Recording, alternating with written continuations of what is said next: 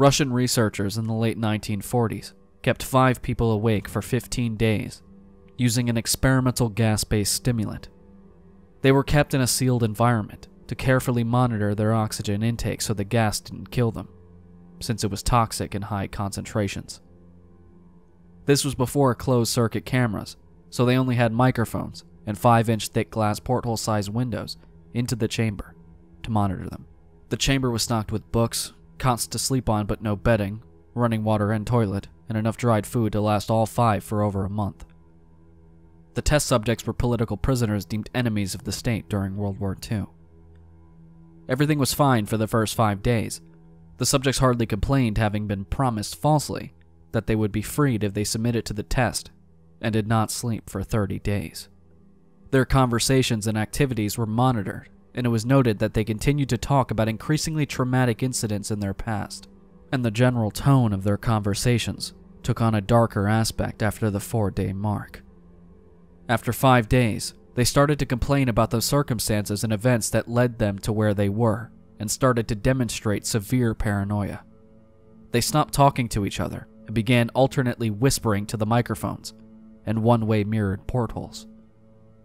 Oddly, they all seemed to think they could win the trust of the experimenters by turning over their comrades, the other subjects, in captivity with them.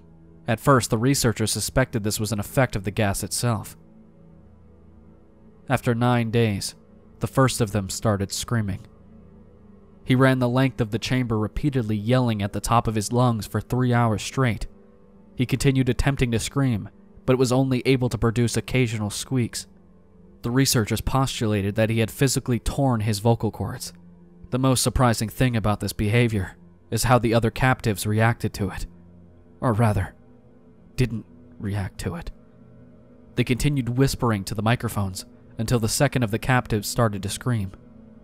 The 2 non-screaming captives took the books apart, smeared page after page with their own feces, and pasted them calmly over the glass portholes.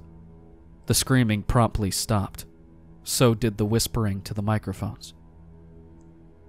After 3 more days passed, the researchers checked the microphones hourly to make sure they were working, since they thought it impossible that no sound could be coming with 5 people inside. The oxygen consumption in the chamber indicated that all 5 must still be alive. In fact, it was the amount of oxygen 5 people would consume at a very heavy level of strenuous exercise. On the morning of the 14th day, the researchers did something that they said they would not do to get a reaction from the captives. They used the intercom inside the chamber, hoping to provoke any response from the captives they were afraid were either dead or vegetables. They announced, "We are opening the chamber to test the microphones. Step away from the door and lie flat on the floor or you will be shot. Compliance will earn one of you your immediate freedom." To their surprise, they heard a single phrase in a calm voice response. "We no longer want to be freed." Debate broke out among the researchers and the military forces funding the research. Unable to provoke any more response using the intercom, it was finally decided to open the chamber at midnight on the 15th day. The chamber was flushed of the stimulant gas and filled with fresh air, and immediately voices from the microphones began to object. 3 different voices began begging, as if pleading for the life of loved ones to turn the gas back on. The chamber was opened, and soldiers sent in to retrieve the test subjects. They began to scream louder than ever, and so did the soldiers when they saw what was inside. 4 of the 5 subjects were still alive, although no one could rightly call the state that any of them in life. The food rations past day 5 had not been so much as touched. There were chunks of meat from the dead test subjects' thighs and chests stuffed into the drain in the center of the chamber, blocking the drain and allowing 4 inches of water to accumulate on the floor. Precisely how much of the water on the floor was actually blood was never determined. All 4 surviving test subjects also had large portions of muscle and skin torn away from their bodies. The destruction of flesh and exposed bone on their fingertips indicated that the wounds were inflicted by hand, not with teeth as the researchers initially thought. Closer examination of the position and angles of the wounds indicated that most, if not all of them, were self-inflicted. The abdominal organs below the ribcage of all 4 test subjects had been removed. while the heart, lungs, and diaphragm remained in place. The skin and most of the muscles attached to the ribs had been ripped off, exposing the lungs through the rib cage. All the blood vessels and organs remained intact. They had just been taken out and laid on the floor, fanning around the eviscerated but still living bodies of the subjects. The digestive tract of all four could be seen to be working, digesting food. It quickly became apparent that what they were digesting was their own flesh that they had ripped off and eaten over the course of days. Most of the soldiers were Russian special operatives at the facility, but still many refused to return to the chamber to remove the test subjects. They continued to scream to be left in the chamber and alternately begged and demanded the gas be turned back on, lest they fall asleep. To everyone's surprise, the test subjects put up a fierce fight in the process of being removed from the chamber. One of the Russian soldiers died from having his throat ripped out. Another was gravely injured by having his testicles ripped off, and an artery in his leg severed by one of the subject's teeth. Another 5 of the soldiers lost their lives if you count ones that committed suicide in the weeks following the incident. In the struggle, one of the 4 living subjects had his spleen ruptured, and he bled out almost immediately. The medical researchers attempted to sedate him, but this proved impossible. He was injected with more than 10 times the human dose of a morphine derivative and still fought like a cornered animal, breaking the ribs and arm of one doctor. When heart was seen to beat for 2 full minutes after he had bled out to the point where there was more air in his vascular systems than blood. Even after it stopped, he continued to scream and flail for another 3 minutes, struggling to attack anyone in reach, and just repeating the word, "more," over and over, weaker and weaker, until he finally fell silent. The surviving 3 test subjects were heavily restrained and moved into a medical facility. The 2 with intact vocal cords continuously begging for the gas, demanding to be kept awake. The most injured of the 3 was taken to the only surgical operating room that the facility had. In the process of preparing the subject to have his organs placed back within his body, it was found that he was effectively immune to the sedative they had given him to prepare him for the surgery. He fought furiously against his restraints when the anesthetic gas was brought out to put him under. He managed to tear most of his way through a 4-inch wide leather strap on one wrist, even through the weight of a 200-pound soldier holding the wrist as well. It took only a little more anesthetic than normal to put him under. In the instant, his eyelids fluttered and closed. His heart stopped. In the autopsy of the test subject that died on the operating table, it was found that his blood had tripled the normal level of oxygen. His muscles that were still attached to his skeleton were badly torn, and he had broken 9 bones in his struggle to not be subdued. Most of them were the force from his own muscles had exerted on them. The second survivor had been the first of the group of 5 to start screaming. His vocal cords destroyed, he was unable to beg or object to surgery, and he only reacted by shaking his head violently in disapproval when the anesthetic gas was brought near him. He shook his head yes when someone suggested reluctantly that they try the surgery without anesthetic, and did not react for the entire 6-hour procedure of replacing his abdominal organs and attempting to cover them with what remained of his skin. The surgeon presiding stated repeatedly that it should be medically impossible for the patient to still be alive. One terrified nurse assisting the surgery stated she had seen the patient's mouth curl into a smile several times whenever his eyes met hers. When the surgery ended, the subject looked at the surgeon and began to wheeze loudly, attempting to talk while struggling. Assuming this must be something of drastic importance, the surgeon had a pen and pad fetched so that the patient could write his message. It was simple. Keep cutting. The other 2 test subjects were given the same surgery, both without anesthetic as well, although they had to be injected with a paralytic for the duration of the operation. The surgeon found it impossible to perform the operation while the patients laughed continuously. Once paralyzed, the subjects could only follow the attending researchers with their eyes. The paralytic cleared their system in an abnormally short period of time, and they were soon trying to escape their bonds. The moment they could speak, they were again asking for the stimulant gas. The researchers tried asking why they had injured themselves, why they had ripped out their own guts, and why they wanted to be given the gas again. Only one response was given. I must remain awake.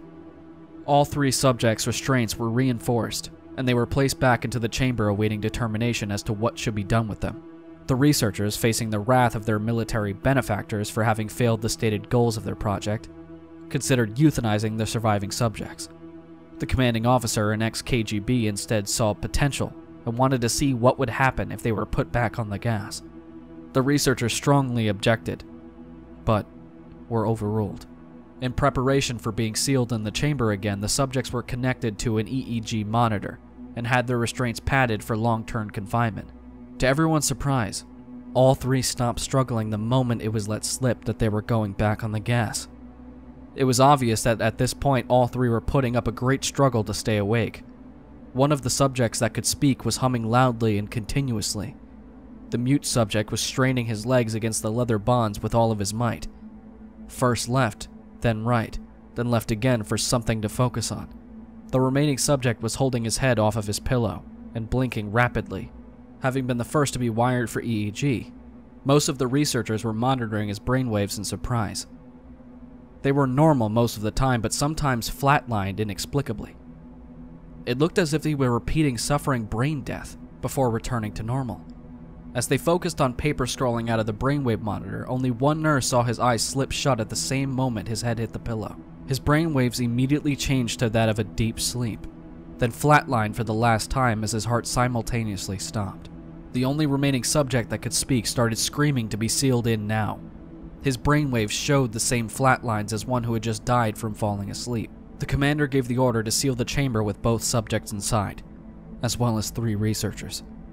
One of the named 3 immediately drew his gun and shot the commander point blank between the eyes, then turned the gun on the mute subject and blew his brains out as well. He pointed his gun at the remaining subject, still restrained to a bed, as the remaining members of the medical and research team fled the room. "I won't be locked in here with these things. Not with you," he screamed at the man strapped at the table. "What are you?" he demanded. "I must know."